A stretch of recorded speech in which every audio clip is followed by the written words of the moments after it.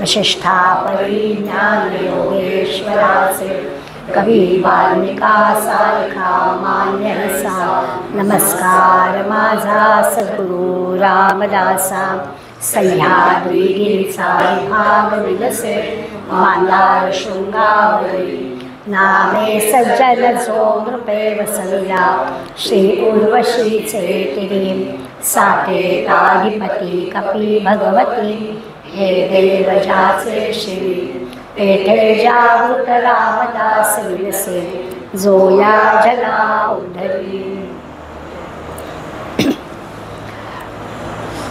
आज आपल्याला शाश्वत काय आहे त्याबद्दलचा विचार करायचा आहे. शाश्वत तर काहीच नाही असं आपण क्षणार्धात उत्तर देऊ. जगात शाश्वत काहीच नाही, कायमस्वरूपी टिकणारं काहीच नाही. पण शाश्वत काहीतरी आहे म्हणून जग चाललं आहे.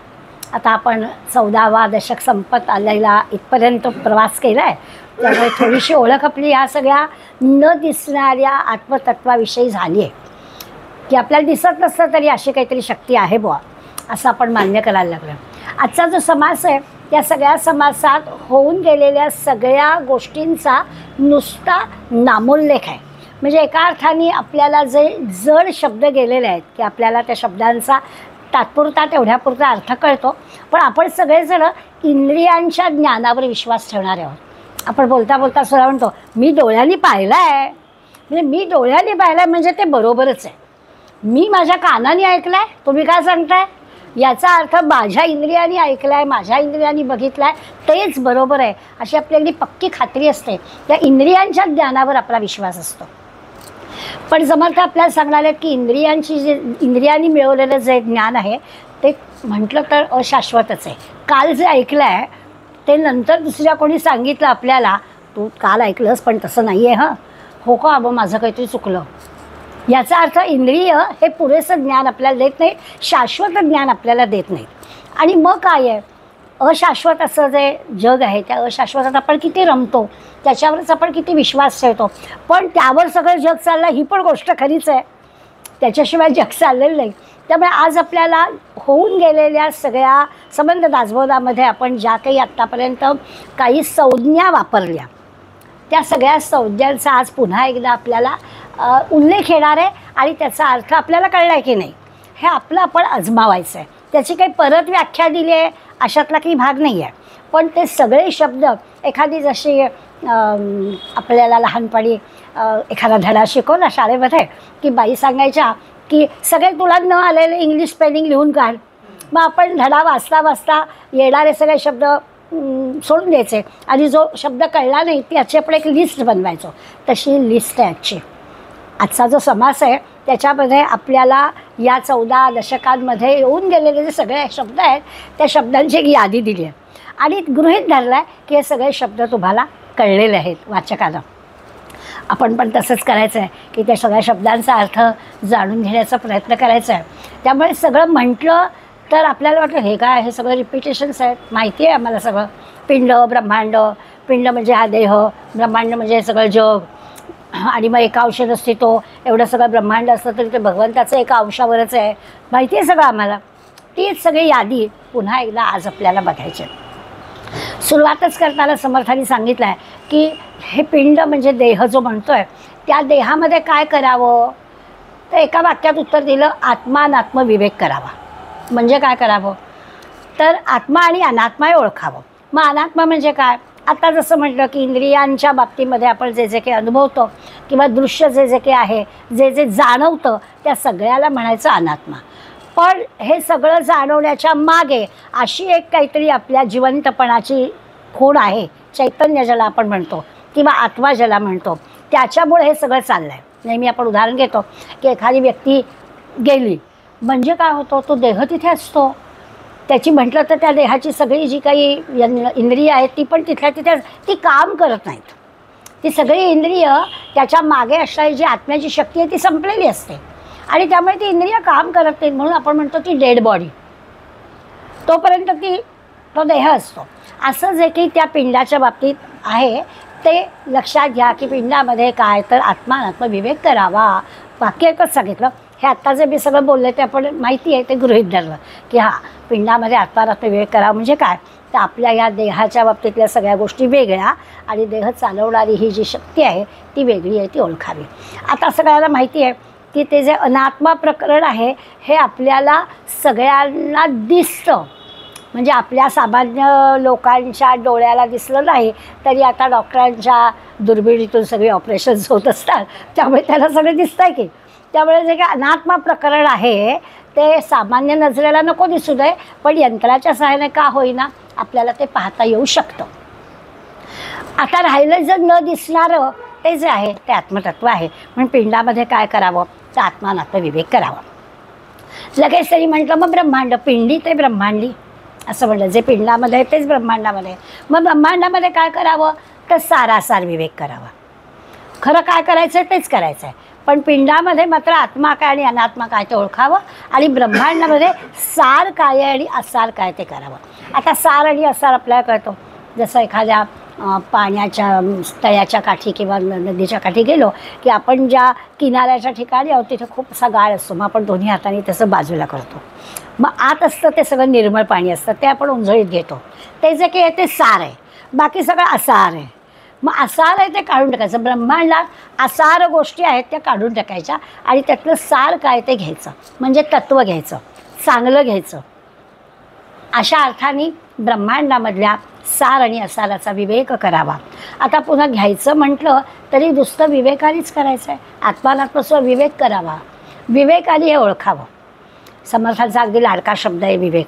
त्यामुळे आपण पिंड ब्रह्मांड आत्मा अनात्मा सार असार आणि विवेक एवढे शब्द पहिल्या 2 ओव्यांमध्येच पाहून टाकले. अशा पद्धतीनं आपल्याला या सगळ्या समासाचा अभ्यास करायचा आहे. अगदी पहिल्या 2 ओव्यांमधल्या या सगळ्या 7 शब्दांचा विचार करता करता आपल्याला आठवण होते शंकराचार्यांच्या आत्मषटकाची. आपण आत्मषटक वाचताना सगळ्यामध्ये काय म्हणतो हे मी नाही हे मी नाही हे मी नाही. आपण आपल्या समाज झाला की त्याचा उल्लेख थोडासा करूया. तर तेच असं आहे की मी म्हणजे कोण तर मी म्हणजे हे नाही मी म्हणजे ते नाही मी म्हणजे ते नाही असं नाही नाही नाही याच गोष्टींचा आपण विचार करतो. म्हणून त्यांनी सांगितलं की सार आणि असार काय ते विवेक आधी ओळखावं. आता या जोडीला पुढे त्यांनी आपल्याला म्हटलं की आपल्याला सगुण आणि निर्गुण कळतं. आणखीन काही शब्द पहिल्या याच्यात 7 शब्द झाले. सगुण आणि निर्गुण कळतं ते आपण मंदिरात जातो आपल्या घरातली देवाची पूजा करतो तर सगुण रूपामधला देव आपल्याला कळतो. कृष्ण म्हटला की छानपैकी मुकुट धारण केलेला दागदागिने घातलेला पाय असे हे केलेला असं सगळं डोळ्यासमोर आपल्या येतो. गणपती म्हटला की सोंड आहे वगैरे वगैरे. आपल्याला या सगळ्या खुणा देवांच्या माहिती आहेत त्या सगुण मूर्तीतला देव आपल्याला कळतो. मग सांप्रदायिक विचार केला तर गोंंदवलेकर महाराज कळतात गजानन महाराज आपल्याला कळतात कारण त्या सगुण मूर्तीतला देव बघण्याची आपल्याला सवय आहे. तर ते बरोबर आहे पण समर्थ आपल्याला सांगणार आहे हा जो सगुण ईश्वर आहे तिथून आपल्याला जरा हलायचं आहे आणि निर्गुण निराकार भगवंतापर्यंत पोचायचं आहे. ही सवयीसाठी निर्गुण निराकार भगवंत कळण्यासाठी ह्या सगळ्या पायऱ्या आहेत. मध्ये मध्ये वारंवार अवतार धारण करून ही सगळी मंडळी आपल्यासाठी निर्गुण निराकार भगवंत कळण्यासाठी आलेली आहेत. ते आपल्याला रस्ता दाखवत आहेत. एवढी जी संतांची मांदियाळी आपल्याकडे आहे अगदी आपण शंकराचार्यांपासून ते आत्तापर्यंतचा विचार केला तर आपल्या लक्षात येईल की हे सगळे कशासाठी आले आपल्याला मार्ग दाखवायला आले. जायचं आहे पुढे निर्गुण निराकार भगवंताकडे पण तो निर्गुण निराकार भगवंत आपल्याला कळण्यासाठी आपल्याला वाटेत कुठेतरी मार्ग दाखवणारा हवा. ते सगळे हे जे काही आहेत हे मार्ग दाखवणार आहेत.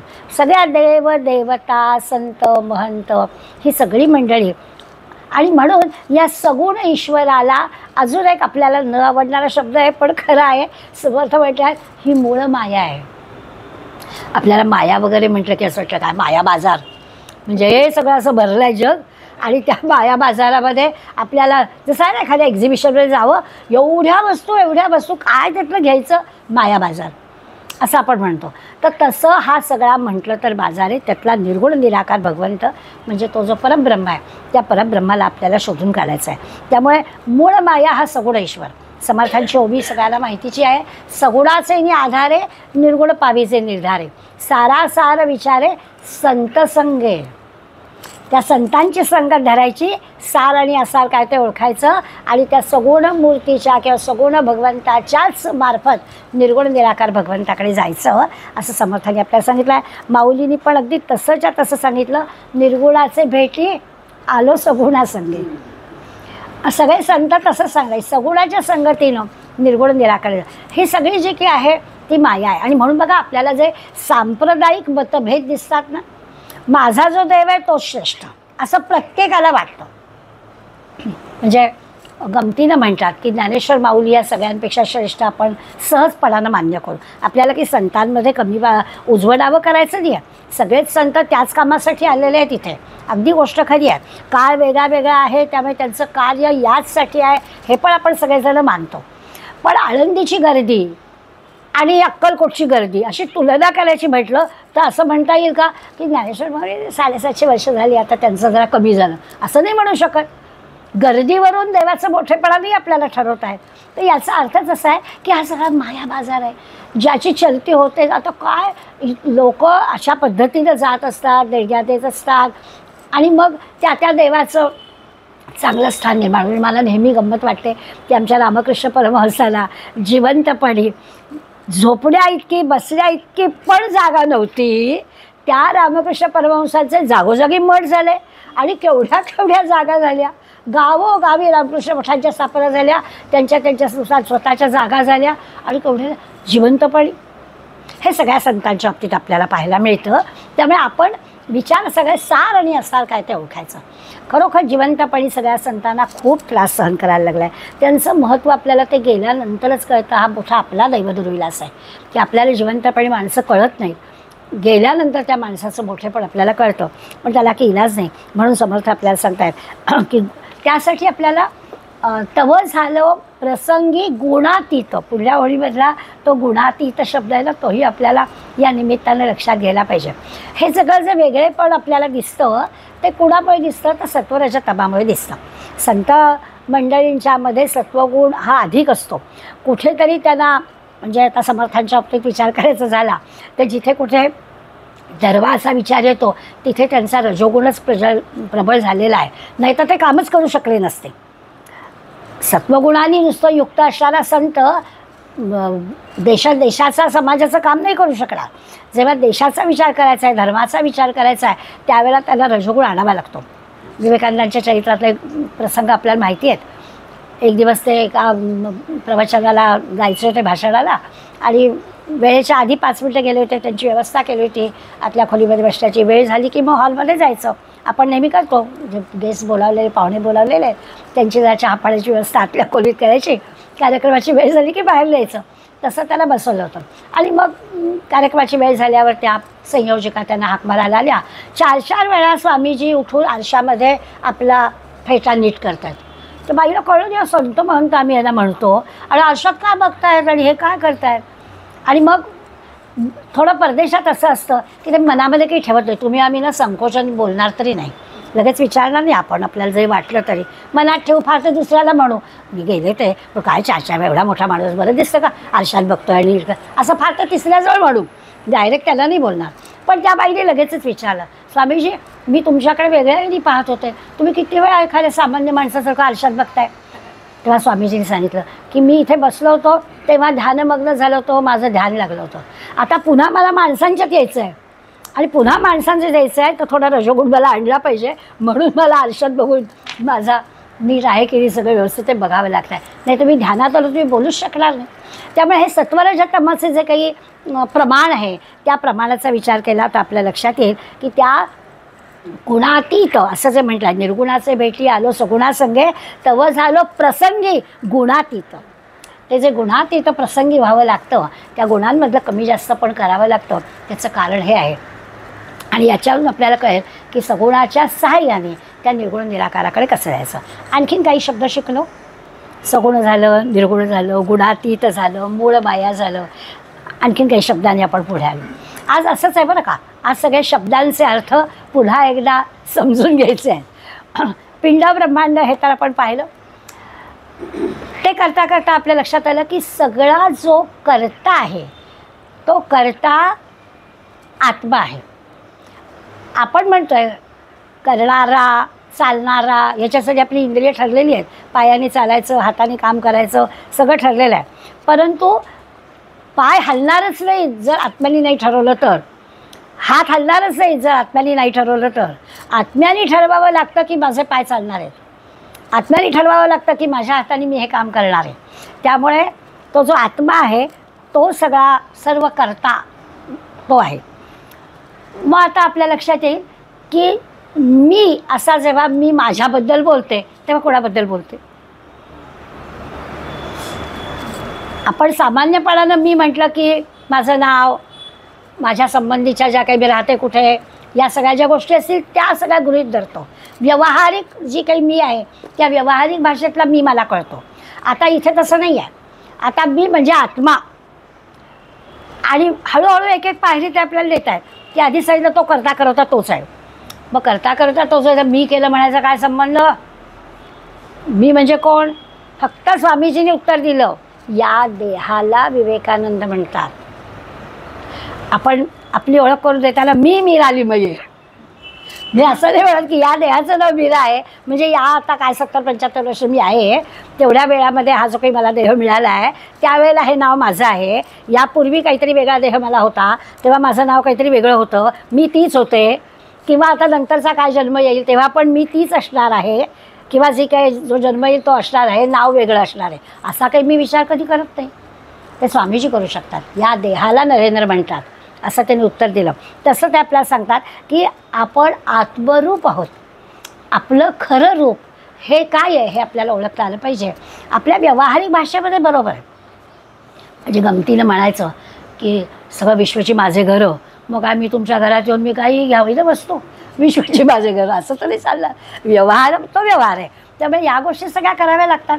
जरी विश्वाला आपण घर समजलं तरी विश्वामधलं प्रत्येक जी काही 300-400 स्क्वेअर फूटची जागा आहे तीच आपली आहे. ठीक आहे, सगळं विश्व काही माझं नाही आहे. हा व्यवहार झाला. त्या व्यवहारामध्ये वागताना आपल्याला वेगळं वागावं लागतं, पण आपल्याला जे समजून घ्यायचं आहे ते मात्र मी म्हणजे आत्मा आहे.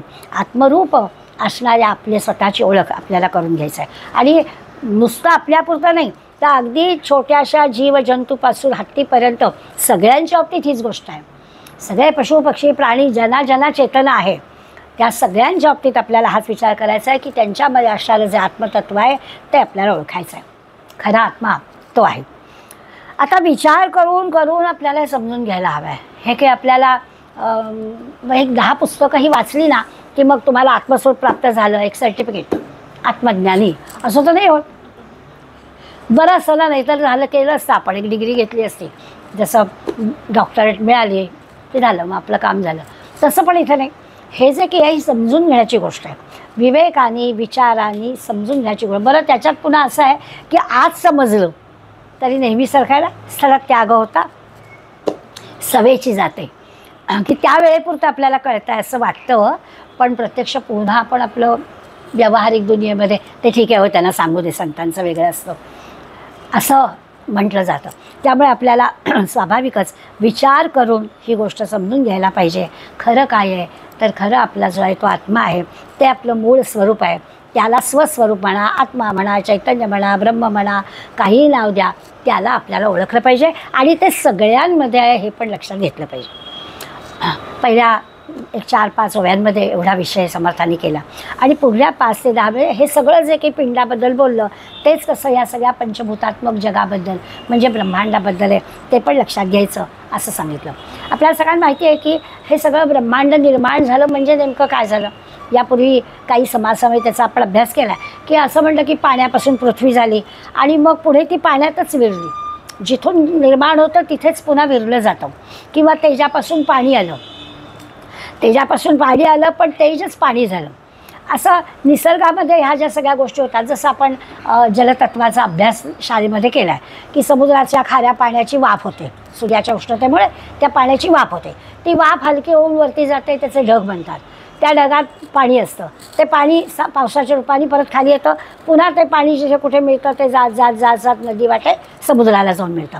हे जे सगळं चक्र चालू आहे, अव्याहतपणे चालू आहे, तसं या ब्रह्मांडामध्ये हे सगळं चक्र चालू आहे. आणि ते चक्र चालू आहे याचा विचार करून जर आपण ठरवलं तर लक्षात येईल की अरे हे जे सगळं असंच चालू आहे, तर आपण ज्याला म्हणतो ते सगळं मिथ्या आहे. दृश्य जे काही आहे ब्रह्मांडामध्ये दिसणाऱ्या गोष्टी आहेत त्या मिथ्या, कारण त्याचं सारखं रूपांतर होत असतं. समुद्र जर एवढा मोठा अथांग झाला तरी समुद्राच्या पाण्याची वाफ होते, वाफ जरी झाली तरी त्याचे ढग होत आहेत, ढग जरी झाला तरी त्याचं परत पाणी होत आहे. म्हणजे प्रत्येकात काहीतरी परिवर्तन होतं आहे. याचा तो परिवर्तन आहे, बदल आहे, म्हणजे मिथ्या आहे, शाश्वत नाही. आपला विषय आहे शाश्वताचा. मग या ब्रह्मांडामध्ये कुठलीच गोष्ट शाश्वत नाही, सारखा त्यात बदल होत असतो. हे आपण विचार करून लक्षात घेतलं पाहिजे. 2 वेळा समर्थाने आपल्याला विचार करायला सांगितला, म्हणजे विवेकाने विचार करायला सांगितला. पहिलं पिंडाच्या ठिकाणी सांगितलं की आपल्या सगळ्यांमध्ये असणारं आत्मतत्व एकच आहे. तीच गोष्ट ब्रह्मांडामध्ये सांगितली की ब्रह्मांडामध्ये सुद्धा सगळ्या या ज्या गोष्टी आपण पाहतो ते जग सगळं मिथ्या आहे, कारण त्याच्यात सारखा बदल होत असतो, त्यातलं शाश्वत काहीच नाही. आता आणखीन पुढल्या 11 ते 16व्यांमध्ये आणखीन समर्थ पुढे सांगतात की समजा आपण सारखा विचार करतो हे मिथ्या असणारी सगळी सृष्टी, याचं समजा अगदी पार कल्पांत झाला, सगळं नाश पावलं, म्हणजे हे सगळं विश्व जरी नाहीसं झालं तर काय घडेल? तर ते म्हणतात तरी देखील परब्रह्म नाहीसं होणार नाही. विश्व जरी नाहीसं झालं, या विश्वाची निर्मिती ज्याने केली आहे ते परब्रह्म कायम असणारच आहे. ज्या शाश्वताचा आज आपण विचार करतोय ते शाश्वत परब्रह्म कल्पांत झाला, या सगळ्या सृष्टीचा नाश झाला तरी ते राहणारच आहे, असं स्पष्टपणे त्यांनी आपल्याला सांगितलं. आता हे परब्रह्म कळणं, सगळा कल्पांत झाल्यावर सुद्धा जे शिल्लक राहील हे परब्रह्म कळणं म्हणजेच निर्गुण निराकार भगवंत कळणं. दोन्हीत काहीच फरक नाही, तेच परब्रह्म कळणं आहे. निर्गुण निराकार मग अशी आपल्याला जरा बरं कळलं, असं वाटलं की ते सगुणाच्या आधारे निर्गुण पावे निर्धारे, आणि म्हणून संतांचा विचार करून आपण त्या निर्गुण निराकारापर्यंत आलो. आता म्हणाले या ब्रह्मांडाचा पण विचार करा, सगळा कल्पांत झाला, सगळं जग अगदी नाहीसं झालं तरी देखील परब्रह्म उरतं, म्हणजे काय? तर निर्गुण निराकार, असा विचार करायला ते सांगितलं. आणि या सगळ्याला एक बारीकसा शब्द वापरला आहे, नेहमीच वापरतात, विशेष ज्ञान. आपण विज्ञान शब्द वापरतो ना, तो विज्ञान शब्द आहे, पण विज्ञानमधला हा जो वी आहे हा विशेष ज्ञान यासाठी वापरलेला वी आहे. म्हणून मला हे जे काही आहे मग त्याला निर्गुण निराकार म्हणा, नाहीतर परमात्मा म्हणा. ब्रह्मांडाच्या याच्यात विचार केला म्हणून परमात्मा, पिंडाच्या मध्ये विचार केला म्हणून निर्गुण निराकार. कुठेही विचार केला तरी हे जे काही परब्रह्म परमात्मा आहे, हा परब्रह्म परमात्मा म्हणजे त्याच्यासाठी विशेष ज्ञान लागतं. दृश्य जगामध्ये हे काही निर्माण होणार नाही, दृश्यामध्ये आपल्याला कळणार नाही, आणि दृश्यामध्ये कळत नाही, परब्रह्मामध्ये समजत नाही. म्हणजे आपल्याला हे सगळं विवेकाने विचाराने करायला सांगितलं म्हणजे काय की तिथपर्यंत पोचता येत नाही. आणि म्हणजे असं ना की पाय जमिनीवरचे तो सुटत नाहीत आणि वरपर्यंत तर आपण पोचत नाही आहोत, मध्येच आपलं सगळं चाललेलं आहे. म्हणून ते आपल्याला सांगतात की या दृश्य जगामध्ये जे काही आहे ते सगळं नाहीसं होत असतं, हे पटतं आहे, पण म्हणून परब्रह्म काय आहे हे मात्र आपल्याला सहजपणाने लक्षात येत नाही, ते आपण लक्षात घ्यायचं आहे. मग त्याच्यासाठी आपल्याला तरी 4 शब्द, आत्ता एक विशेष ज्ञान शब्द सांगितला की हे विवेकाने मिळवायचं विशेष ज्ञान असेल तर आपल्याला हे निर्गुण निराकार किंवा परमात्मा जे काही आहे ते कळेल. पण आपलं काय होतं, त्याच्या आधीचे काही 4 शब्द आहेत. ज्ञान आपल्याला कळतं, अज्ञान आपल्याला कळतं, विपरीत ज्ञान आपल्याला कळतं, आणि मग जे असतं ते विज्ञान असतं. ज्ञान कळतं म्हणजे ज्ञान झालं आहे असं वाटतं, एखाद्या गोष्टीचं ज्ञान होणं म्हणजे ते समजणं असं आपण म्हणूया. त्यामुळे ज्ञान शब्द आपल्याला कळतो. समजतच नाही आहे ते पण आपल्याला कळतं की बाई माझं ह्याच्याबद्दल अज्ञानच आहे बाबा, मला काही कळत नाही. बऱ्याचदा असं होतं की एवढं सगळं एक पानभर वाचलं तर आपलं लक्ष नसतं म्हणा, किंवा काहीतरी दुसरं डोक्यात असतं म्हणा, काहीच कळलं नाही, परत वाचायला हवं. तर ते बरोबर आहे, म्हणजे अज्ञान पण आपल्याला कळतं. एखादी गोष्ट कळली तर ज्ञान झालं असं पण आपल्याला कळतं. तिसरी एक आणखीन गोष्ट असते की आपल्या या दृश्य जगावरती आपला इतका विश्वास असतो की आपण जे वाचतोय, जे समजताय, असं वाटतंय, तरी देखील आपल्या मनामध्ये फार मोठ्या शंका असतात, आणि त्या शंकांमुळे आपण काहीतरी भलतंच त्याच्यातून अर्थ काढतो, त्याला विपरीत ज्ञान म्हणतात. ते पण आपल्याला कळतं. सरळ जे काही चाललेलं आहे त्याच्याबद्दल आपण नाही विचार करू, काहीतरी मनात संशय, मनात किलमिश, असं कसं असेल, त्याला विपरीत ज्ञान म्हणायचं. आणि या तिन्ही गोष्टींच्या पलीकडे जे खरं आहे त्याला विज्ञान असं म्हटलेलं आहे. आणि म्हणून त्या विज्ञानाचा विचार आपल्याला करायचा आहे. त्यालाच आणखीन एक शब्द आता हळूहळू समजेल की आपल्याला त्यांनी सोप्याकडून कठीणाकडे दिलं. विज्ञान सांगितलं, विशेषज्ञान सांगितलं, मग म्हणाले अहो यालाच ब्रह्मसाक्षात्कार म्हणतात, वेगळं काही नाही. हे जर कळलं आपल्याला विशेषज्ञान तर तोच ब्रह्मसाक्षात्कार आहे असं कळेल. त्यामुळे पुन्हा या 4 ज्ञान, अज्ञान, विपरीत ज्ञान आणि मग शेवटचं जे विज्ञान, त्याला ब्रह्मज्ञान म्हणा, आत्मज्ञान म्हणा, ब्रह्मसाक्षात्कार म्हणा, काही शब्द वापरला तरी त्याचं विशेष ज्ञान म्हणजे विज्ञान या शब्दाखाली हे सगळे शब्द येतात. या गोष्टी आपल्याला त्यांनी साधारण 11 ते 16 ओव्यांमध्ये स्पष्ट करून सांगितले.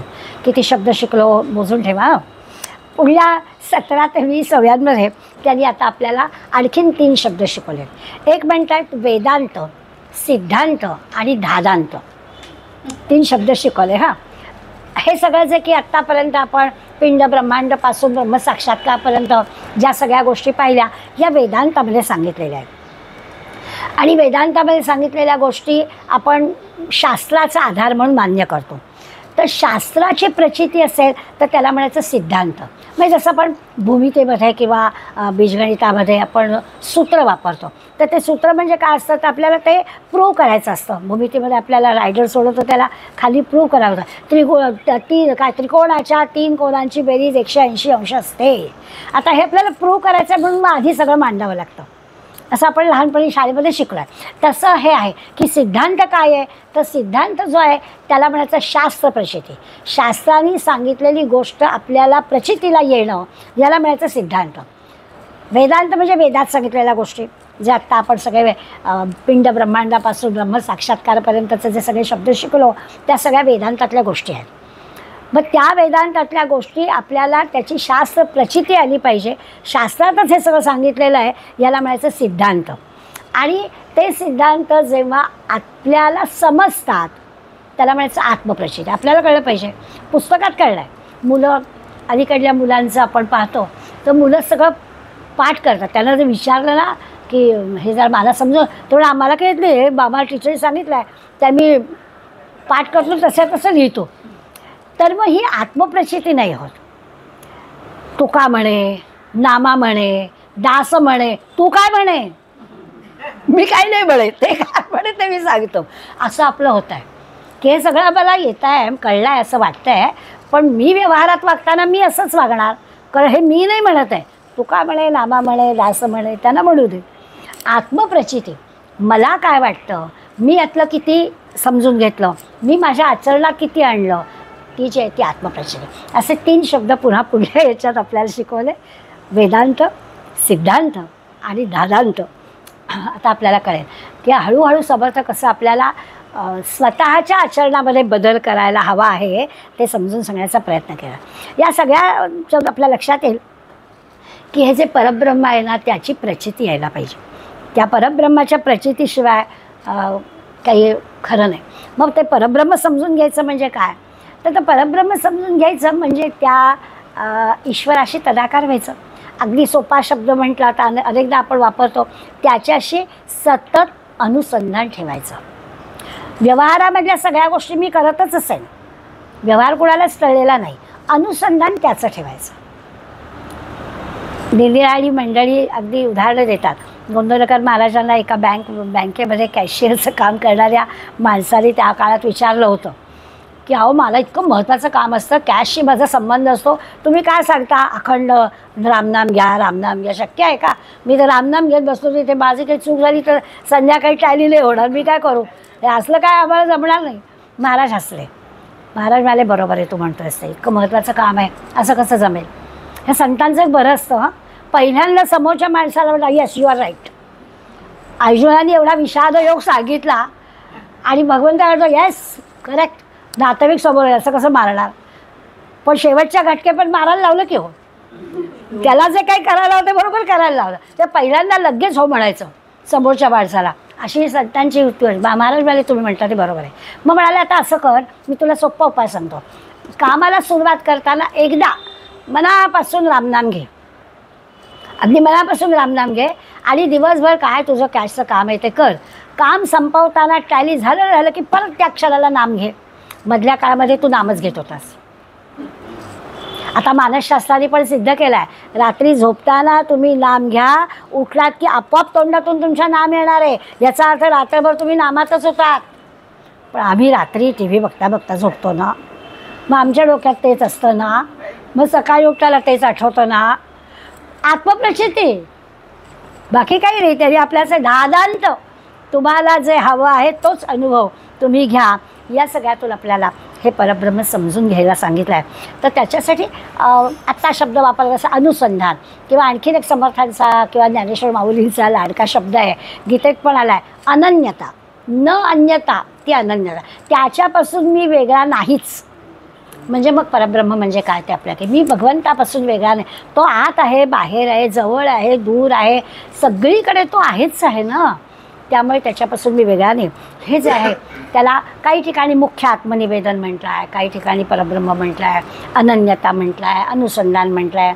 रामकृष्ण परमहंस छान उदाहरणाचे मी अनेकदा दिला आहे, आठवण फक्त करून द्यायचे, की एखादी स्त्री नदीवरचं पाणी भरते आहे, पायऱ्या चढून यायचं आहे, घाट चढून वरती यायचं आहे, डोक्यावरती दूर आहे, कमरेवरती कळशी आहे आणि ती जाते आहे, पण तिचं अनुसंधान काय आहे, एक थेंब पण पाणी सांडत नाही आहे, घटावर घट घटावर घट आहे, कमरेवर कळशी आहे. आणि समजा ती त्या पायऱ्या चढून आली आणि पायवाटेनी चालली आहे, पायामध्ये काटा रुपला, ते वरचं सगळं डोक्यावरचं तसंच असतं, कमरेवरची कळशी तशीच असते, एक पाय वरती घेते, हाताने काटा काढते, पुन्हा चालायला लागते. हे अनुसंधान. असं अनुसंधान भगवंताशी आपलं असलं पाहिजे. म्हणजे मग आपल्याला झालं, कळलं सगळं. सगळे शब्द काही हे नाही आहेत, आपल्याला गेलेले शब्द आहेत, त्याची आठवण फक्त समर्थ या सभासद आपल्याला करून देणार आहे. पुढे याच 17व्या ओळीपर्यंत अजून एक त्यांनी विषय मांडला की आपल्याला ना, मगाशी म्हटलं तसं की इंद्रियांच्या बाबतीमध्ये आपल्याला जे ऐकायला येतं, जे दिसतं त्याच्यावर आपण विश्वास ठेवतो, की आपल्याला दृश्यावरती आपला सगळा विश्वास असतो. किंवा थोडंसं आणखीन पुढे गेलं तर आपण फार तर म्हणू की मनाला वाटलं, म्हणजे कानाने ऐकलं, डोळ्यांनी पाहिलं, हे तर आहेच. पण आणखीन एक आपण म्हणतो की मला बहुधा भास झाला, मला वाटलं, असा एक शब्द आपण वापरतो. तर हे जे परब्रह्म आहे ना, ते दृश्य आणि भास याच्या पण पलीकडचं आहे. ज्या परब्रह्माचा आपण विचार करतो आहे, हे मनाला भावणारं, डोळ्यांना दिसणारं, कानाने ऐकणारं असं नाही, हे त्याच्याही पलीकडलं आहे. कारण ते शाश्वत आहे. त्यामुळे नुसतं भासतं आहे असं नाही. मनाला भासतं म्हणजे काय, तेवढ्यापुरतं. मग आपण जेव्हा असं म्हणतो की माझ्या मनाला भासलं आणि मग त्यातली सत्यासत्यता पडताळून पाहिली की मग आपल्याकडं निमित्त खोटंच वाटतं, मला भासलं. इथे तसं नाही आहे, हे त्याच्याही पलीकडलं आहे. याचा अर्थ असा आहे की ते शाश्वत आहे. परब्रह्म जे आहे ते शाश्वत आहे. त्याला नुसतं भासणं, नुसतं दिसणं, नुसतं ऐकायला येणं असं पुरणारं नाही आहे. कुठल्या कुठे पलीकडे गुणातीत जसं आहे तसं या सगळ्या दृश्य जगताच्या पलीकडलं आहे असं आहे. आणि त्यामुळे ते सगळं मग अशी त्याचं वर्णन जसं केलं, आत आहे, बाहेर आहे, दूर आहे, जवळ आहे, सगळीकडे आहेच आहे, तसं त्या परब्रह्माबद्दल उपनिषद सांगतं ते त्या अर्थाने आहे. ईशावास्य उपनिषदात आहे की त्यामुळे या पद्धतीच आहे की त्या परब्रह्माला शोधायला जाल कुठे, ते आहेच सगळीकडे. आता भगवंत ह्या विश्वातल्या सगळ्या वस्तूंना व्यापून आहे असं आपण म्हटलं. मग असा सगळ्या वस्तूला जर व्यापून आहे तर तो ज्याच्यामध्ये नाही अशी वस्तूच नाही. तो सगळ्या वस्तूला व्यापून आहे, आत बाहेर सगळीकडे आहे, तसं तो नाही अशी वस्तू नाही. म्हणजे आपण अगदी पिंडाचा विचार केला तरी आपल्या पेशीमध्ये सुद्धा तो आत बाहेर आहे. ती पेशी किती, ती सुद्धा आपल्याला याच्यात मायक्रोस्कोपकडे बघावी लागते, इतकी ती बारीक, पण तिच्या पण आत बाहेर तो आहेच आहे. असं सगळ्या ठिकाणी तो आहेच आहे आणि तो सतत काम करत असतो असं त्यांनी आपल्या सांगितलं. आता याची खात्री पटली पाहिजे ना. याची खात्री पटली ह्याचाच अर्थ भगवंताचं ज्ञान झालं. परब्रह्माचं ज्ञान म्हणजे काय, तर ही आपल्याला खात्री पटली पाहिजे की तो आत बाहेर सगळ्या वस्तूंमध्ये आहेच आहे हे कळणं. यालाच आपण म्हणतो तो अनंत आहे, त्याला अंतच नाही. तो अनंत आहे, सगळीकडे आहेच आहे, त्याची बरोबरी करणारी या वस्तू या जगामध्ये नाहीच आहे. आणखीन एक शब्द आपण वापरतो साधारणपणे, आपलं काही जिथे चालत नाही तिथे म्हणतो भगवंताची इच्छा. म्हणजे चांगलं झालं तर मग मी केलं असं असतं की मी माझा होताच प्रयत्न, मी सारखे त्याच्या मागे होते म्हणून लेकाला एवढे मार्क मिळाले. म्हणजे मी मागे होते म्हणून त्याला एवढे मार्क मिळाले. त्यांनी अभ्यास केला वगैरे वगैरे तो काही विचार नाही. मी त्याच्या मागे होते वर्षभर, रजा घेतली 2 महिने, अरे वा छान झालं, असं सगळं आपलं व्यवहारामध्ये असतं. इथे मात्र ते आपल्याला सांगतायत की भगवंताच्या इच्छा. हे कधी जेव्हा आपल्याला मनासारखं सगळं आपल्या होत नाही तेव्हा मात्र आपण म्हणतो काय भगवंताची इच्छा असेल तसं. तिथे मात्र भगवंताची इच्छा. आणि आपल्या मनासारखं झालं की तिथे मात्र ते भगवंत वगैरे काही नाही, हे माझ्यामुळे झालं असं साधारणपणाला आपल्याला असतं. म्हणून ते आपल्याला सगळं ही एक सवय लावायची की सगळं काय असतं ते भगवंत इच्छेने होतं. चांगलं झालं तरी ती पण त्याचीच इच्छा असते. समजा दुर्दैवाने काही असं आपल्याला मनासारखं नाही झालं असं वाटलं तरी ते त्याच्या इच्छेप्रमाणे झालं असं आपल्याला मानायची सवय करायला हवी. अवघड असते ही गोष्ट. हा नेहमीचाच आपला शेवटी आपण अशा या दृश्य जगातल्या किंवा आपल्या हे जे काही जीवन आहे त्या जीवनाची जी काही आपली मर्यादा आहे त्या मर्यादेतल्या जीवनामधले काही सुखदुःखाच्या गोष्टीशी आपण बांधले गेलेलो आहोत. त्यामुळे स्वाभाविक आहे आपल्याला असं वाटतं. पण तरी ही सवय आपल्याला ते लावायला सांगतात की प्रत्येक ठिकाणी जर तो आहे, आत बाहेर सगळीकडे जर तो आहे, तर त्याच्यामुळे सगळ्या गोष्टी घडतात. भगवंताची इच्छा ही सगळीकडे त्याचप्रमाणे आहे असं मानायचं. एखाद्या व्यक्तीशी आपले अनेक वर्ष उत्तम संबंध होते आणि अचानक काहीतरी गैरसमज झाला आणि त्या व्यक्तीशी संबंध बिघडले. आपण नाही बिघडून द्यायचं आहे. झालं असेल असं, त्यावेळेलाही ती भगवंताची इच्छा होती, आत्ताही ती भगवंताची इच्छा आहे. पण भगवंताची इच्छा असेल तर ती जोडण्याची इच्छा पण भगवंताचीच आहे. आपण जोडायचं. हा तर नेहमी येणारा आपल्याला अनुभव आहे. अगदी अलीकडांची ती फोनच करायची बंद झाली, तो कर असा नाही का त्याचा अर्थ. तर व्यवहारामध्ये आम्ही तिला पडलेली आहे तर मला काय करायचं आहे, हा जो मग ती मी वेगळे वेगळे झाले ना सगळ्या गोष्टी. जर ईश्वर सगळ्या ठिकाणी आहे, परमेश्वर सगळी ही परमात्मा शक्ती सगळं करते आहे, तर माझ्या पण हे लक्षात आलं पाहिजे की तो जो आहे तर असं घडत असेल. आपण जोडण्याचा प्रयत्न सारखं जोडलं. परब्रह्म सगळ्यांना जोडतोय, ईश्वर सगळ्यांना जोडतोय, कारण तो सगळीकडे आहेच आहे. तो जोडायला तिथे काही रिकामं नाहीच आहे ना, त्यामुळे तो आहेच आहे सगळीकडे. अशा प्रकारचा विचार ते आपल्याला करायला सांगतात. उदाहरण छान दिलं आहे. आजचं जे गोंधळकर महाराजांचं आजचं प्रवचन आहे ना ते पण आजच्या विषयाला धरूनच आहे. त्यामुळे अगदी हाच विषय त्याच्यामध्ये आलेला आहे. त्यांनी आपल्याला एक उदाहरण दिलं की ते म्हणतात की काय घडतं. समजा पूर्वीच्या काळी विहिरी, प्रत्येक घराच्या मागे विहीर होते आणि मग वर्षातून 2 वर्षातून एकदा ती उपसा काढायचा. म्हणजे अगदी खालचे झरे दिसतील इतकं ते पाणी उपसून काढायचं. अशा पद्धतीचे एक आणि मग ते काम सगळ्यांनी करायचं. म्हणजे आपल्या आळीतल्या सगळ्या मुलांनी एकदा यांची विहीर उपसायची, मग एकदा यांची विहीर उपसायची, असं सगळ्यांनी कामं करायची. त्याला काही माणसं बोलवायला लागायची, मशीन लागेल पाणी उपसायला, असं काही नव्हतं. एक दुसऱ्याला मदत करतो एक कार्यक्रमच असायचा की दर रविवारी एकेकाच्या विहिरीचा उपसा करायचा. आणि मग ते काय करायचं, ते झरे स्वच्छ करायचे. किंवा नंतरच्या काळामध्ये थोडासा बदल झाला, औषधं मिळायला लागली आणि मग ते औषधं टाकायचे आणि मग ते पाणी स्वच्छ करून घ्यायचं. हळूहळू जसं माणसाने शोध लावले तशा सुधारणा झाल्या आणि मग ते पाणी स्वच्छ होतं, निर्मळ होतं, त्याचा तळ पण दिसतो, असं सगळं वर्णन करा. तसं म्हणणं आहे की भगवंताचं स्मरण सतत जर मनामध्ये असेल तर आपल्या अंतःकरणामधले दोष निघून जातात, अंतःकरण निर्मळ होतं. जसं ते पाणी निर्मळ होतं, औषध टाकलं की अगदी तळ दिसतो, तसं आपलं निर्मळ अंतःकरण असेल. आपण एखाद्या व्यक्तीबद्दल बोलतो ती ना आतबाहेर अगदी क्लीन आहे हो, तिचं जे बाहेर असतं तसंच तिच्या मनात असतं, असं एखाद्या व्यक्तीबद्दल आपल्याला येतो अनुभव. तर तसं ते आहे की आपलं अंतःकरण निर्मळ असायला हवं. ते अंतःकरण निर्मळ कधी होईल तर अशा प्रकारचं जेव्हा काहीतरी योग्य औषध मिळेल, म्हणजे संत साहित्य मिळेल, ते सांगतील आपल्याला, भगवंताचं दर्शन आपल्याला होईल, त्याच्यात भगवंत आपल्याला दिसतो आणि ते भगवंता दिसतो याचा अर्थच ते अंतःकरण निर्मळ झालेलं असतं. जगात सगळीकडे तो आहेच आहे असं दिसेल. आता इतके शब्द आपण शिकलो, परत काही मी यादी घेत नाही. आता सगळेजण आपण चांगल्या पद्धतीने अभ्यास करणारे आहात, तर या सगळ्यामध्ये लक्षात असे येईल, नेहमी उदाहरण दिलं जातं सोन्याचं. आम्हाला काय दिसतं तर समजा आपल्या चकचकीत कोणाच्या तरी घरी लग्न आहे आणि त्या नवरीला छान दागिने केले, काय गळ्यातलं केलं आहे, बांगड्या केलेत, काय आणखीन आगठी केल्या आणि काही. आपल्याला काय दिसेल, आपल्याला ते आकार दिसतील, आपल्याला त्याच्यावरचं डिझाईन दिसेल, त्याला काय नाव आहे ते दिसेल. मग एखादा गळ्यातलं म्हटलं तरी त्याला किती नावं असतात ना, बोरमाळ म्हणा, काय जोंधळी पोत म्हणा, आणखीन तरी किती नावं असतात. तर असं आपल्याला दिसेल.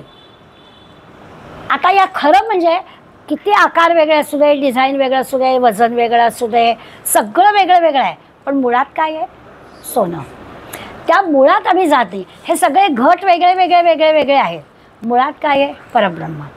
नेहमी घटाकाश मठाकाशाचं उदाहरण देतात की आपल्या अंगणामध्ये 5-50 घट अडलेले आहेत, घटामध्ये पाणी भरलेलं आहे, आकाशाचं प्रतिबिंब प्रत्येक घटात पडलं आहे. आकाश एकच आहे, घट एवढे आहे. तसे तुम्ही आम्ही एवढे घट आहोत. या संबंध विश्वामध्ये एवढे जीव आहेत, ह्या सगळ्या जीवांमध्ये त्या परब्रह्माचं प्रतिबिंब आहे. हे एकदा कळलं की मग आपल्याला त्याची ओळख झाली. पण मुळाशी जात नाही. आपल्याला सोनं दिसत नाही, आपल्याला दागिन्यांचा आकार दिसतो, नावं दिसतात, रूप दिसतो, वजन दिसतं. हो का, एकदा बोबाई ते 1 ग्रॅमचं सुद्धा अगदी असंच दिसतं की जरा मनात भीती की फसवलं तर नाही आहे, चकाकतं नाही. पैठणकडे केलं आहे तसं फसवणार नाही. हे सगळं आम्हाला दिसतं पण मूळ आम्हाला दिसत नाही. जसं असतं ना की हल्ली नवीन नवीन फर्निचरच्या दुकानात गेलं, किती डिझाईन आणि त्याचा आपण उपयोग पाहतो की हे किती सोपं आहे, हे किती हे फोल्डिंगचं आहे, हे चांगलं आहे, याचा असा आकार बदलतात, खाली पण बसता येतो, वरती पण घेता येतं. निरनिराळे त्या फर्निचरचे उपयोग आपल्याला सगळं दिसतात. आपण लाकूड कसलं आहे कशाला विचारतो आहे, त्याचा काय आपल्याशी संबंध नाही. मुळाशी आपण जात नाही. इथे समर्थ आपल्याला सांगतायत की हे सगळं दृश्य जग आहे, हे अशा पद्धतीचं आहे. मुळाशी जा आणि मुळाशी एकच एक परब्रह्म आहे, दुसरं काहीच नाही आहे. असं जर आपल्या लक्षात आलं तर आपल्याला देहातला आत्मा कळला, परब्रह्म कळलं, त्याच्या अनुसंधानात राहायचं. पुढे 21, 22, 23 3 ओव्या आहेत. त्या 21, 22, 23 3 ओव्यांमध्ये तिन्ही ओव्या तत्त्वज्ञान सांगणारे आहेत म्हणून त्याचा एवढा उल्लेख केला. 21व्या ओवीमध्ये समर्थ आपल्याला सांगतायत की चंचलते स्थिरावे ना. आता अर्थ कळेल सांगायला नको. निश्चलते कदापि चळेना. आभाळ येते जाते गगना चळण नाही. आकाशामध्ये ढग येतात जातात. आकाश आहे तसंच आहे. जे निश्चळ असतं, आकाश निश्चळ आहे. जे निश्चळ असतं ते कधीही हलत नाही आणि ते ढग चंचल आहेत ते कधीही थांबत नाही. हे असंच जगामध्ये आहे. जे शाश्वत आहे ते शाश्वतच राहणार आणि जे दृश्य दिसतं आहे ते बदलणारं आहे, ते सारखं अशाश्वतच राहणार. आपण त्याला ओळखायचं आहे. 22व्या याच्यात म्हणतात जे विकारे वाढे मोडे तेथे शाश्वतता कायची घडे, कल्पांत होताच विघडे सगळं काही. कल्पांत झाला की सगळं नाश पावतं. काय म्हणजे ज्यामध्ये विकार होतो, बदल होतो, वाढतं, मोडतं, असं जे काही आहे ते सगळं त्याच्याबद्दल आपल्याला कुठे शाश्वतपणाचा विचार पण करता येत नाही. कारण मोडताय, येत आहे, जात आहे, बदल होत आहेत. याला कसं विकार म्हटलं ना, वाढे मोडे, वाढतं पण मोडतं पण, त्याच्यात काहीच आपल्याला करता येत नाही. ते शाश्वत नाही. परब्रह्मच आहे. त्या परब्रह्मामध्ये विकार नाही, बदल नाही, म्हणून ते शाश्वत आहे. 23व्या ओवीचं ऐकलं तर अगदी प्रत्येकात एक एक हे करेल. जे अंतरीचं भ्रमले माया संभ्रमे संभ्रमले तयास हे कैसे उकले आव्हाट चक्र. ते म्हणतात पण आपण भ्रम आहे ना आपल्याला, आपण भ्रमाने पछाडलेलो आहोत. माणसाला का हे उलगडत नाही, परब्रह्म का कळत नाही, कारण आमच्यावर या मायेचा प्रचंड अंमल आहे. आम्हाला या दृश्य जगामध्ये आम्ही इतके अडकतो. आणि खरीच गोष्ट आहे, अगदी रोज आपल्याला ही गोष्ट अनुभवायला येते. तुमच्या माझ्या वयाची मंडळी आमचे संसार झाले असं सगळं म्हणत असतात, पण कुठे कुठे एक्झिबिशन लागलं आहे तर त्यांनाच विचारावं. चक्कर मारून येते, घ्यायचं काही नाही आहे, पण जरा चक्क बरं वाटतं. असं काय बरं वाटायचं, घ्यायचं तर काहीच नाही आहे, सगळं बदलणारच आहे, काही नको आहे. जे येत आहे ते जात आहे, वाढत आहे, मोडत आहे, तुटत आहे, असं सगळं जे आहे, पण जे शाश्वत आहे ते परब्रह्म मात्र आम्हाला उलगडतच नाही. इतका मायेचा अंमल आमच्यावर आहे. त्यामुळे आम्ही सगळे भ्रमाने गोंधळून गेलेले आहोत. भ्रमिष्ठ झालं म्हणजे काय, आम्ही गोंधळून गेलेलो. पुढल्या 24, 25, 26, 27 4 ओव्यांमध्ये या दृश्यामध्ये अडकलेला जो माणूस आहे त्याला समर्थ आपल्याला सांगतात की दृश्यात अडकलेल्या माणसाला व्यवहार कळत नाही. आता हे काय आपल्याला पटायचं नाही. व्यवहार कळणं आपल्या दृष्टीने वेगळी गोष्ट आहे आणि दृश्यामध्ये अडकलेला माणूस ही गोष्ट वेगळी आहे. तर ते आपल्याला सांगतात की जो दृश्यामध्ये अडकतो म्हणजे या अशाश्वत गोष्टींमध्ये जो अडकतो त्याला व्यवहार कळत नाही. व्यवहार कळत नाही म्हणजे त्याला परब्रह्माची खूण कळलेली असते पण ती पटलेली नसते. म्हणजे दृश्यामध्ये अडकलेल्या माणसाला शास्त्रविधान कळत नाही. ग्रंथ वाचेल म्हणजे गमतीचा भाग आहे, पण मला नेहमी असं वाटतं, माझे एक पुण्याला नणंदबाई राहतात, खूप म्हणजे आम्हाला अगदी आदर्श वाटतील अशा आहेत. तर त्या आम्हाला आमचा एक मेरा ग्रुप आहे, आम्ही आठवड्यातनं एकदा ज्ञानेश्वरी वाचतो, आठवड्यातनं एकदा गीता वाचतो, आठवड्यातनं एकदा राजभर असतो आणि आठवड्यात एकदा ब्रिज पण खेळतो. म्हटलं छान करता. आता हे काय आहे, आता बरोबर आहे का चूक आहे, एखादं मग काय हरकत आहे, थोडंसं तरी करमणूक नको का, थोडा मनोरंजन भाग नको का, अगदी सारखं तुम्ही परब्रह्म वगैरे करत राहणार का. त्या अशा प्रकारच्या ह्याच्यातून माणसं गोळा करणं, माणसं एकत्र येणं, हळूहळू त्याला दुसऱ्या मार्गाला लावणं. मुळात असं आहे की ठीक आहे, ब्रिजसाठी का होईना एकत्र आल्यावर कधीतरी त्यांना ज्ञानेश्वरीची पण गोडी लावलीत का, हा प्रश्न आपल्याला विचारता आला पाहिजे किंवा मनात आपल्या आला पाहिजे की याच्यासाठी जायचं. असं काही नाही आहे की कधीच नाटक बघायचं नाही का, कधीच सिनेमा बघायचा नाही का, कधीच काही हॉटेलमध्ये जाऊन जेव्हा खायचं नाही का. त्याला नाही असं उत्तर नाही आहे. या सगळ्या गोष्टी करताना सुद्धा अनुसंधान हे राहत आहे का. आपण 10 वेळा आपल्या मैत्रिणीचं हे ऐकलं तर 11व्यांदा ती आपलं ऐकणार आहे का, असा पण थोडा विचार करायला पाहिजे आपल्याला. म्हणून ते सांगतात की आम्ही दृश्यामध्ये अडकतो हेच आम्हाला गोड वाटतं. मी जाते बाई तिने बोलावल्यावर, पण तिला की ह्याची आवडच नाही, तिला काही मी सांगत नाही. का बरं. मी जर 10 वेळा ती बोलावल्यावर जाते तिच्या आवडीचं करायला, तर चल माझ्याबरोबर एकदा राजबोधायला पण, असं मी का नाही म्हणत. तिला नाही आवडत मग मला पण त्याला एवढं असं नाही मी म्हणत. तसं आहे की दृश्यामध्ये आम्ही जे असं अडकतो ते असे अडकतो. त्या दृश्यामध्ये आम्हाला हा व्यवहार कळत नाही की लोकांना मार्गी लावणं. समर्थ म्हणतात लोकांना मार्गी लावायचं आहे. लोकांना जर मार्गी लावायचं आहे तर दरवेळेस मुलाच्या चालीने चालावे, बरोबर आहे. त्याला काय गोड वाटेल ते करावं, त्याला पटवून द्यावं, पण मार्गी लावायला हवं. आपण नाही त्यांच्या मार्गी लागायचं, त्यांना आपल्या मार्गी लावायचं. हे समर्थ आपल्याला पुढल्या 4 ओळांमध्ये सांगतात की दृश्यामध्ये अडकलेल्या माणसाला शास्त्र सिद्धांत कळत नाही, अशा प्रकारचा व्यवहार कळत नाही, म्हणजे अशा प्रकारचा व्यवहार कळत नाही. आणि अंतर्यामी जो परमात्मा आहे त्या परमात्म्याची सुद्धा ओळख कळत नाही, तो दृश्यामध्येच अडकतो. मग त्याच्यासाठी त्यांनी काही उदाहरणं आपल्याला दिली. तर कसं होतं, काही वेळेला भीड पडते आपल्याला. समजा काही आपल्याला बरं नाही आहे, एखाद्या डॉक्टरचं आपण औषध घेतो आहे, 4 दिवस 8 दिवस महिनाभर आपण औषध घेऊ, काहीच बदल नाही हो. काहीतरी आपल्याला त्याच्यात बदल दिसला पाहिजे ना.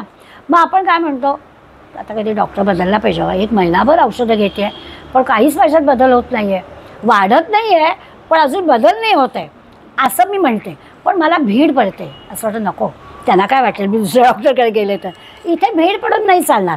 तसं ते सांगतात की मग तो रोगी वाचणार नाही.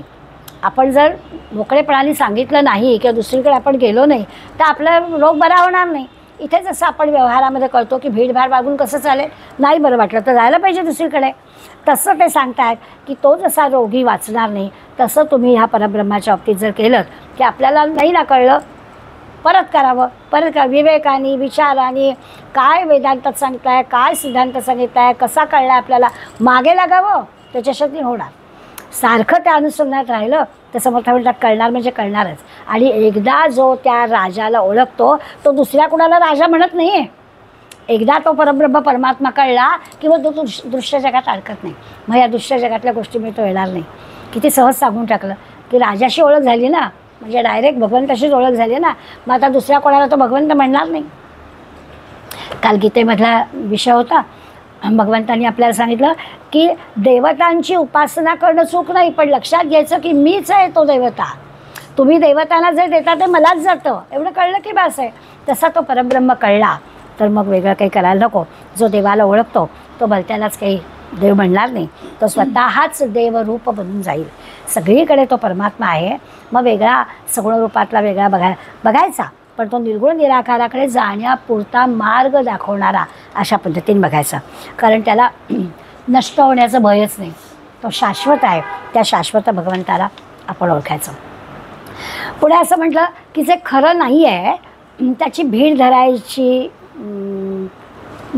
काही कारण नाही आहे. म्हणजे जसं मायेमध्ये आपण अडकतो, या भ्रमात आपण अडकतो आणि भलतंच काही करायला जातो, तर ते जसं करता उपयोगी आपल्याला विवेकाने विचाराने आपला बदलता आला पाहिजे मार्ग, तसं म्हणाले इथे पण आहे. त्या परब्रह्माला ओळखता आलं पाहिजे. होईल असं की पुन्हा पुन्हा आपण या दृश्य जगामुळे त्या परब्रह्मापासून दूर जाऊ, पुन्हा आपण स्वतःला या मार्गात आणलं पाहिजे असं ते सांगितलं आहे. हा अनुभव आपण घ्यायचा. खरं काय खोटं काय ते आपणच आपल्या मनाशी ओळखायचं आणि परब्रह्माचं दर्शन घ्यायचं. शेवटच्या ह्याच्यामध्ये त्यांनी पुढल्या ओवीचं हे सांगितलं की आता तुम्हाला मी या सगळ्यामध्ये दृश्य जग आपल्याला अडचणीत आणतं हे कळलं. परब्रह्म कळण्यासाठी या दृश्य जगाची फार मोठी अडचण होते. पुन्हा पुन्हा आम्ही या दृश्य जगात येतो. ते जे काही माया प्रकरण आहे ते मी पुढल्या समासात सांगणार आहे. पण मी तुम्हाला निर्वाण षटकाचा उल्लेख केला की या निर्वाण षटक आपण सगळ्यांचं पाठ असतं. आपण आत्मषटक किंवा निर्वाण षटक नेहमी म्हणतो. आणि हे म्हणत असताना ते जे की आत्म्याचं यथार्थ स्वरूप आहे ते आपल्याला आचार्यांनी त्याच्यामध्ये सांगितलं आहे. फक्त ते सांगताना काय झालं, हे म्हणजे मी नाही, हे म्हणजे मी नाही, हे म्हणजे मी नाही, असं करत करत शाश्वत काय आहे ते आपल्याला त्यांनी सांगितलं. आणि सगळ्या शंकांचं निरसन करून झालं की मग विवेकाच्या आश्रयाने आपल्याला त्या परब्रह्माचं किंवा जो शाश्वत आहे त्या शाश्वत असल्या गोष्टीचा ज्ञान होतं, असं पण ते सांगितलं. आता होतं काय, तर मीची जी आपली जाणीव आहे त्या मीच्या जाणीवेमुळे आपली गडबड होते, की आपल्याला ती अस्मिता असते की मी केलं, मी पाहिलं, मला कळलं असं आपण म्हणतो. तर ती आपण लक्षात घ्यायची आणि त्यातला जो मी आहे तो कसा बाजूला करायचा. बाजूला करताना फक्त त्या अहमला बाजूला करायचं आहे, कारण त्यातल्या असणाऱ्या त्या परब्रह्मामुळेच आपल्याला अर्थ पण कळणार आहे. त्यामुळे काय नेमकं बाजूला करायचं, तर त्याला फक्त मलाच कळेल एवढं फक्त म्हणायचं नाही, असं बाजूला करायचं. त्या निर्वाण शास्त्राला एक मागणी आहे, अतिशय उत्कृष्ट मागणी आहे. ते असं म्हणतात, म्हणजे ते हिंदी गाणं आहे, अब आरजू यही है की कोई आरजू नाही आहे. तसं आहे की मागणंच काही असता कामा नये, अशी फक्त मागणी करायची. आता काही मागायचंच नाही आहे, एवढंच फक्त मागायचं आहे, अशा प्रकारचा विचार करायचा. म्हणजे मागायची इच्छाच येऊ द्यायची नाही आहे, असा त्याचा अर्थ. सगळ्या प्रकारचं मागणं संपवून टाकायचं आहे. काही इच्छा नाही, कामना नाही, वासना नाही, म्हणजे आनंदाने. हां, आता मला काय, आता वय एवढं झालं आहे, आता काही भाजी, अशा अर्थाने नाही, पण आनंदाने, तृप्तता ज्याला म्हणतो, समाधान ज्याला म्हणतो, असं असलं पाहिजे, असं आपल्याला करायचं आहे. आता ज्या ज्या कारणाने हे सगळं निर्माण होतं त्याचा विचार आपण केला, तर आपण जास्त समाज पाहिला त्याच्यात आपल्या लक्षात येईल की मागणं जे असतं किंवा काही कामना असते, का वासना असते, अमुक एक हवं असं वाटतं, या सगळ्या मागे आपलं देह, इंद्रिय, मन, बुद्धी याच्यामुळे असतं, बाकी काही कशामुळे नसतं. तर वास्तविक मी म्हणजे हा देह नाही, मी म्हणजे मन नाही, मी म्हणजे इंद्रिय नाही, असं सगळं वर्णन करतो आहे. चुकीनं अज्ञानानं सगळी ही देह, इंद्रिय, मन, बुद्धी माझी आहेत असं मला वाटतं. आत्मषटकाचा अभ्यास केला की लक्षात येतं की हे म्हणजे मी नाही, हे म्हणजे मी नाही, सगळ्या गोष्टी नाकारलेत त्यांनी आपल्याला. मनो, बुद्धी, अहंकार, चित्तानी नाहम, काही नाही आहे. मन म्हणजे मी नाही, बुद्धी म्हणजे नाही, चित्त म्हणजे मी नाही, अहंकार म्हणजे मी नाही, काहीच मी नाही. आता बघूया काय, मी मन नाही.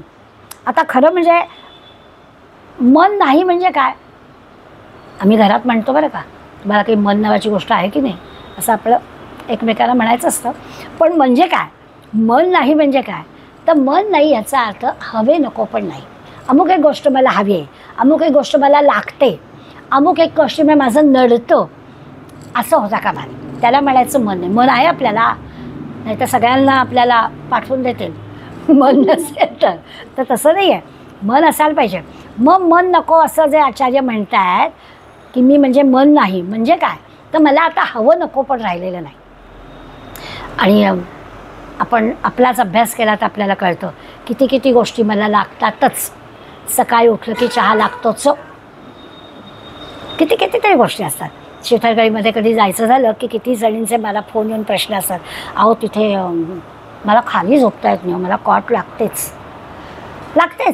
आता ते बरोबर का चूक हा विषय पुढला वेगळा आहे, पण आचार्य जे मला सांगता आहे की मी म्हणजे मन नाही, तर मन याचा अर्थ काय, तर मला अमुक एक हवा आहे आणि अमुक एक नको आहे असं असता कामा नाही, याला म्हणायचं. आत्ता जरी मी असं उदाहरण दिलं असतं तरी ही देहाची नड आहे, तर तो विषय वेगळा आहे. मग मला घरातच समर्थ भेटतील ना, मग जायची काय आवश्यकता आहे, मग जायचीच आवश्यकता नाही. माझ्या देहाला अमुक एक गोष्ट लागतेच अशी जेव्हा वेळ येईल त्यावेळेला मला माझ्या घरातच दिसणारच आहे भगवान, मग जायचा प्रश्नच येणार नाही असं आपल्या देहाला सांगता येईल. मग मी मन नाही म्हणजे काय, तर आपण एवढं लक्षात घ्यायचं की हवं नको पण संपणं म्हणजे मन नाही. मी बुद्धी नाही म्हणजे काय, बुद्धी नाही याचा अर्थ असा आहे की बुद्धी काय करते, बुद्धी चांगल्या वाईटाचा निर्णय करते. चांगलं काय आणि वाईट काय हे बुद्धी ठरवते. प्रत्येकाच्या बुद्धीप्रमाणे वेगळं असेल ना, कारल्याची भाजी चांगली असं माझी बुद्धी म्हणेल, पण दुसऱ्याची बुद्धी कारलं नाही. त्या प्रत्येकाची बुद्धी चांगलं वाईट वेगळं ठरवेल, गोष्ट खरी आहे, पण बुद्धीचं काम हे आहे की चांगलं वाईट ठरवणं. मग मी म्हणजे बुद्धी नाही, मग मी चांगल्या वाईटात शिरायचं नाही, सगळं चांगलं, परब्रह्म सगळीकडे, त्यामुळे सगळं चांगलंच. मग आपण आपल्या पुढं वेडं म्हणतील, कारल्याची भाजी आहे का फ्लावरची भाजी आहे कळतच नाही. कळायला पाहिजे पण तर खाल्लं पाहिजे आणि आनंदानेच खाल्लं पाहिजे. मग कोणाकडे गेल्यानंतर असा विचार मनात येता का नाही. अशा अर्थाने मी बुद्धी नाही म्हणजे बुद्धीचं जे काम आहे चांगलं काय आणि वाईट काय ठरवणं, ते चांगल्या वाईटाचा निर्णय घेणं, हे आपण परमात्माचं सगळीकडे आहे, तर सगळं चांगलंच आहे. अगदी वाईटातला वाईट माणूससुद्धा चांगलाच आहे. त्यातला तो तेवढा वाईट भाग सोडून द्यायचा. आपण घरातलं करतो की नाही, की एखादं फळ खराब निघालं त्यातला वाईट भाग फक्त टाकून देतो, बाकी उरलेलं चांगलं असतं. आपण सगळं फळ नाही फेकून देत. तसं आहे की त्या वाईट माणसातला तो वाईट भाग आहे तो सुधारण्याचा प्रयत्न करू, चांगल्याला चांगलं. पण मी बुद्धी नाही, तर चांगल्या वाईटाचा निर्णय घेते ती बुद्धी आहे. ती बुद्धी म्हणजे मी नाही. मी चित्त नाही. चित्ताचं काम काय आहे? आठवण करून देणं, स्मरण करून देणं. जे स्मरण करावं लागतं आहे, जे स्मरण ठेवतं ते चित्त आहे. आचार्य म्हणतात ते चित्त पण मी नाही. आम्ही काय स्मरणात ठेवतो? का आचार्यांनी असं आम्हाला सांगितलं? आम्ही चांगलं स्मरणात ठेवतो का? आमच्या भगिनी वर्गामध्ये फार एक महत्त्वाचं वाक्य असतं, मी अमुक अमुक गोष्ट कधी कधी विसरणार नाही. कोणीतरी कधीतरी माझा काहीतरी अपमान केलेला असतो आणि तो इतका माझ्या लक्षात असतो की तो मी कधी कधी विसरणार नाही. त्याच्यासाठी आपल्याला सांगितलं की मी म्हणजे चित्त दे नको लक्षात ठेवू. ती काही लक्षात ठेवायची गोष्ट नाही आहे. मग चित्ताचं काम लक्षात ठेवणं आहे, तर चांगलंच लक्षात ठेव. मी चित्त नाही हे सांगण्याच्या मागे आचार्यांचा उद्देश तो आहे की काय लक्षात ठेवतं त्याचं काम आहे. चित्ताचं काम आहे लक्षात ठेवणं, स्मरण ठेवणं. मी काय लक्षात ठेवायचं ते. मी म्हणजे अहंकार नाही. अहंकाराचा त्या अहंकार शब्दामध्ये अहम असा आला की बरोबर आहे, तो उन्मत्त होतो, मीच असं त्याला अर्थ येतो, त्यामुळे बिघडतं सगळं. तर तसं होता कामा नये. साधं सरळ जे आहे ते प्रगतीसाठी जे आहे तेवढ्यापुरतं आपल्याला हरकत नाही. पण मनोबुद्ध चित्त आणि अहंकार नाही असं जे म्हणतो आहे त्याच्या मागचा उद्देश काय तो लक्षात येईल आपल्याला. चांगलं वाटलं किंवा आपल्याला हवंसं वाटलं किंवा दुःख देणारं वाटलं, म्हणून ते दुःख देणारं वाटलं ते आपल्याला नको असतं. चांगलं जे वाटणारं असतं, हवं वाटणारं असतं ते आपल्याला हवं असतं. तरी त्या वाटण्यामधली जी योग्यता आहे तीसुद्धा आपल्याला पारखून घ्यावी लागते. काय चांगलं वाटलं, कशामुळे चांगलं वाटलं, किंवा हे काय आवडलं नाही, ते कशामुळे आवडलं नाही, त्याची जी काही योग्यता आहे ते आपल्याला बघावं लागतं. आणि त्या वाईटातून चांगलं आपल्याला शोधता पण यायला पाहिजे. आपण बऱ्याचदा असं करतो, गेले तर मी नाटकाला, खरं म्हणजे ना नाटकाचा विषय काही मला तितकासा आवडला नाही, पण अमकीचं ना ॲक्टिंग फारच छान होतं. मग त्यातलं आपण बरोबर चांगलं शोधतो आणि सांगतो. तसं ते आपल्याला सगळं काय घ्यायचं आणि काय टाकायचं ते आपल्याला कळलं पाहिजे. तो निर्णय पण आपल्याला घ्यावा लागतो. वाईटातलं चांगलं कसं घ्यायचं ते आपल्याला शोधावं लागतं.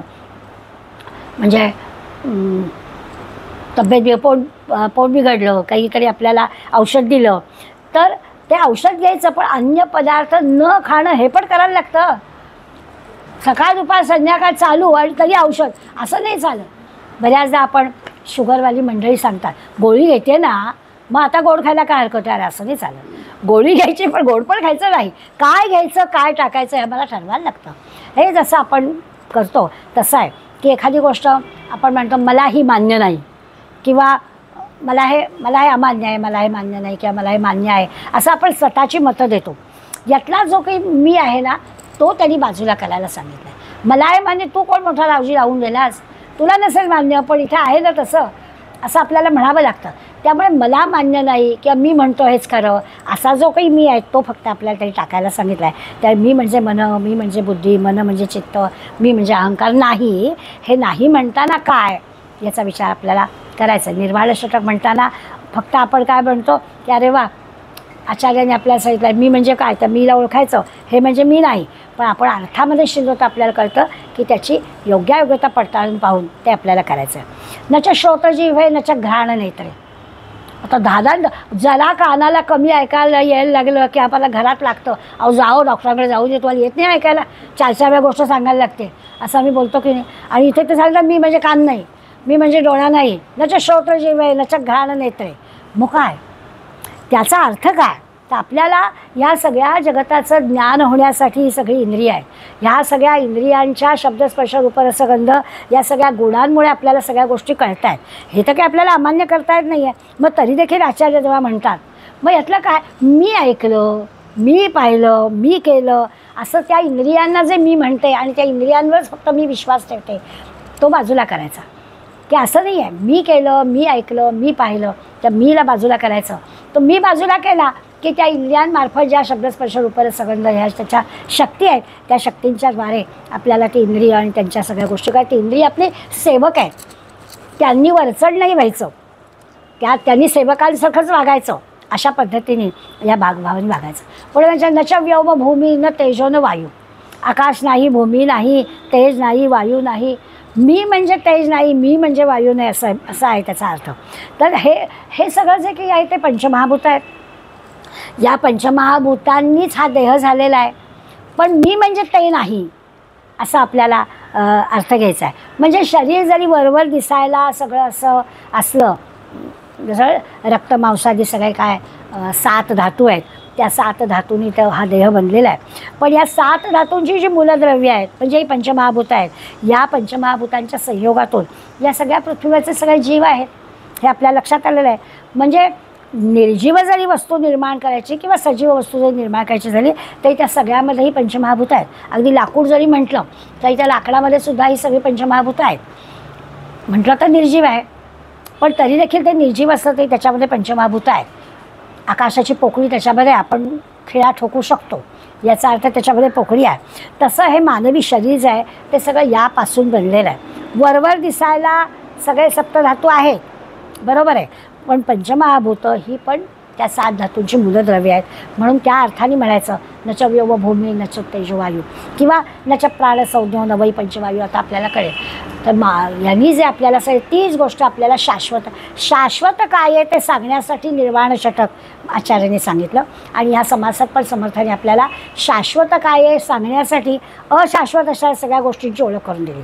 अगदी पार पिंडापासून ब्रह्मसाक्षात्कारापर्यंत, इंद्रियांच्यापासून त्या आत्म्यापर्यंत या सगळ्या गोष्टी त्यांनी आपल्याला सांगितल्या. त्याच्यामागे मुळाशी जायचं म्हणजे त्या परब्रह्माला शोधायचं. ते परब्रह्म कळलं म्हणजेच आत्मसाक्षात्कार झाला. अशा प्रकारचा विचार त्यांनी शाश्वत काय हे सांगण्यासाठी आपल्याला दिला आहे. म्हणजे खरं तर विविध संज्ञांचे पुन्हा एकदा अर्थ सांगितले. बाकी वेगळा विषय घेऊन त्या विषयावरती चिंतन केलं नाही. आत्तापर्यंत सांगितलेल्या सगळ्या संज्ञा पुन्हा एकदा एकत्रितरित्या आपल्याला ते दाखवल्या. आता या पार्श्वभूमीवर जे नेमकं अडतं की आम्हाला हे सगळं कळलं, पटलं आम्हाला की खरंच एकमेव परब्रह्म फक्त आहे आणि ते परब्रह्म कळणं म्हणजेच तो साक्षात्कार होणं आहे हे आम्हाला कळलं. पण मग परत परत आम्ही का मागे येतो? त्याचं कारण माया. ती माया आपल्याला पुढल्या समासात समर्थ सांगणार आहे की आम्ही नेमके अडकतो कुठे. आणि मग हा दशक संपणार आहे. परंतु एक आठवडा आपल्याला सुट्टी घ्यावी लागणार आहे. तर पुढल्या मग बुधवार शुक्रवार आपण वर्गाला सुट्टी देऊया. तव स्मरण संतत स्फुरणदाया घडो त्वदीय गुणकीर्तन ध्वनी सुरम्य करणी पडो स्वदेश हित रक्षणा विनदुजी कथा नावडो तुझ्या समही आमुची तनुहि देशकारी पडो. जय जय रघुवीर समर्थ.